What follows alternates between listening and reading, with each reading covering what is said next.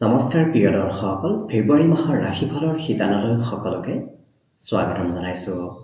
ফেব্ৰুৱাৰী মাহটো আপোনালোকৰ কেনেদৰে পাৰ হ'ব, কোনটো ক্ষেত্ৰত আপোনালোকৰ এই মাহত ভাল খবৰ আহিব গৈ আছে আৰু কোনটো দিশত গ্ৰহসমূহৰ শুভ দৃষ্টি এই মাহত আপোনাৰ ৰাশিৰ ওপৰত থাকিব, সেই বিষয়ে আজিৰ ভিডিঅ'ত আপোনালোকে জানিব পাৰিব। আজি আমি কন্যা ৰাশিৰ ব্যক্তিসকলৰ ফেব্ৰুৱাৰী মাহৰ ৰাশিফলৰ বিষয়ে জনাম। গতিকে ভিডিঅ'টো শেষলৈকে চাই থাকিব। অৱশ্যে ভিডিঅ'টো আৰম্ভ কৰাৰ পূৰ্বে আপোনালোকৰ এটা বিশেষ অনুৰোধ যে ভিডিঅ'টোত এটা লাইক কৰিব আৰু যদি প্ৰথমবাৰৰ বাবে এই চেনেলটোলৈ আহিছে তেতিয়াহ'লে চেনেলটো ছাবস্ক্ৰাইব কৰি কমেণ্ট বক্সত জয় শ্ৰীকৃষ্ণ লিখিবলৈ একেবাৰে নাপাহৰিব। গতিকে আহক আজি ভিডিঅ'টো আৰম্ভ কৰোঁ। কন্যা ৰাশিৰ ব্যক্তিসকলৰ যিহেতু ষষ্ঠ স্থানত এই মাহত একেলগে 4টা গ্ৰহৰ স্থিতি হ'ব, গতিকে কেইবাটাও ক্ষেত্ৰত আপুনি ভাল খবৰ লাভ কৰিব আৰু কেইবাটাও ক্ষেত্ৰত আপোনাৰ এই মাহত খৰচৰ মাত্ৰাও দেখা গৈছে। বিশেষকৈ আপোনাৰ শত্ৰুবোৰ বহু পৰিমাণে কম হ'ব। বিগত মাহত অকণমান শত্ৰুৰ পৰিমাণ বাঢ়িছিল, কিন্তু এই মাহত বুধ ৰবিকে ধৰি কেইবাটাও গ্ৰহৰ স্থিতিয়ে আপোনাৰ সেই শত্ৰুৰ পৰিমাণ কিছু কম কৰিব।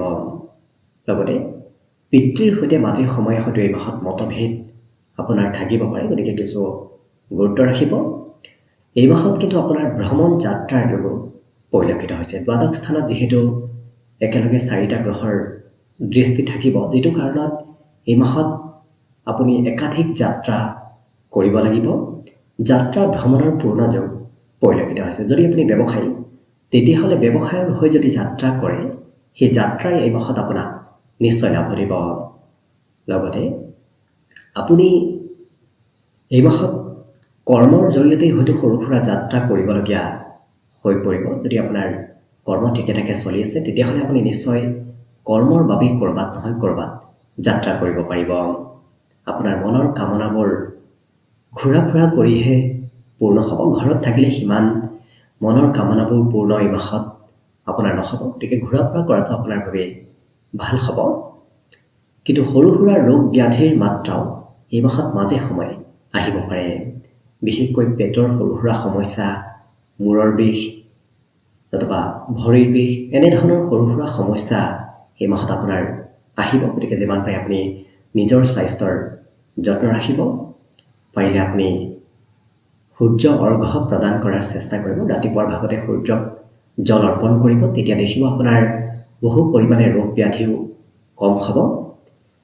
যিহেতু আপোনাৰ ৰাশিৰ অধিপতি গ্ৰহটোৱেই হৈছে বুধ গ্ৰহ, আৰু সেই বুধ গ্ৰহ যিহেতু এই মাহত ষষ্ঠ স্থানত থাকিব, গতিকে বুধ গ্ৰহই আপোনাক বহু পৰিমাণে ৰোগ ব্যাধিৰ পৰা কিছু ৰক্ষা কৰা দেখা যাব। কিন্তু আপোনাৰ কৰ্মত মাজে সময়ে পৰিৱৰ্তন হৈ থাকিব। আপুনি একেটা কৰ্মত লাগি থকাৰ বিপৰীতে কেইবাটাও কৰ্মত এই মাহত আপুনি ব্যস্ত থাকিব লাগিব।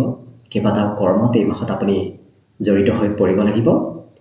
ভাগ্যৰ অধিপতি শুক্ৰ গ্ৰহ ষষ্ঠত প্ৰৱেশ কৰাৰ বাবে এই মাহত আপোনাৰ ভবা কাম বনবোৰ অকণমান সময়তকৈ পলম হোৱা দেখা যাব। লক্ষ্য কৰিব, আপুনি হয়তো যিটো ভাবি আছে সেইটো সময়ৰ মূৰত নহয়, কিছু সময়তকৈ পলমকৈ হোৱা পৰিলক্ষিত হ'ব।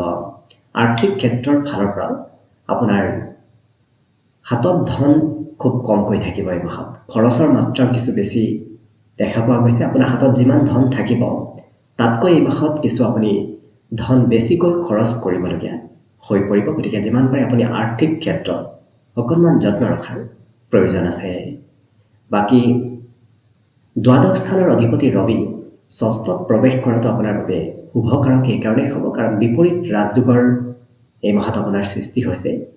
সেই বিপৰীত ৰাজযোগে আপোনাৰ বহু ক্ষেত্ৰত শুভ ফল এইকাৰণেই দিব কাৰণ ৰোগ ব্যাধিৰ লগতে শত্ৰুৰ সৈতে আপোনাৰ যুঁজ দিয়াৰ ক্ষমতা এই মাহত আপোনাক বৃদ্ধি কৰিব। যদিও শত্ৰু আহিব, তথাপি শত্ৰু আপোনাৰ ওচৰত এই মাহত বশীভূত হৈ পৰা পৰিলক্ষিত হ'ব কাৰণ ৰবি ষষ্ঠত পূৰ্ণ বলি অৱস্থাত থাকিব, বিপৰীত ৰাজযোগৰ সৃষ্টি কৰিব, যিটো কাৰণত এই মাহত আপুনি লক্ষ্য কৰিব আপোনাৰ ওচৰলৈ অহা শত্ৰুবোৰ মিত্ৰলৈ পৰিৱৰ্তন হৈ পৰা পৰিলক্ষিত হ'ব। পিতৃৰ ভ্ৰমণ যাত্ৰাৰ যোগ দেখা পোৱা গৈছে। ঘৰত আপুনি অকণমান সা সম্পত্তি এই মাহত ক্ৰয় কৰিব লাগিব ঘৰৰ নামত কিছু খৰচ কৰিব লাগিব পিতৃৰ নামতো আপুনি এই মাহত খৰচ কৰিবলগীয়া হ'ব পাৰে গতিকে লক্ষ্য কৰিলে আপোনাৰ ষষ্ঠ স্থানত একেলগে 6টা গ্ৰহৰ প্ৰৱেশে কিছু ক্ষেত্ৰত আপোনাক শুভ ফল প্ৰদান কৰিব আৰু কিছু ক্ষেত্ৰত আপুনি অকণমান সতৰ্ক থকাৰ প্ৰয়োজন আছে গতিকে আশা কৰিছোঁ সেই দুৰ্বলতাবোৰ আপোনালোকে গম পোৱাৰ লগে লগে কিছু সতৰ্ক থাকিলে নিশ্চয় সেই দুৰ্বলতাবোৰ আপুনি সবলতাত পৰিৱৰ্তন কৰিব পাৰিব গতিকে ফেব্ৰুৱাৰী মাহটো যেন আপোনাৰ বাবে শুভ আৰু মংগলময় হৈ পৰক তাৰেই কামনাৰে আজিৰ বাবে ভিডিঅ'টো ইমানতে সামৰণি মাৰিছোঁ ধন্যবাদ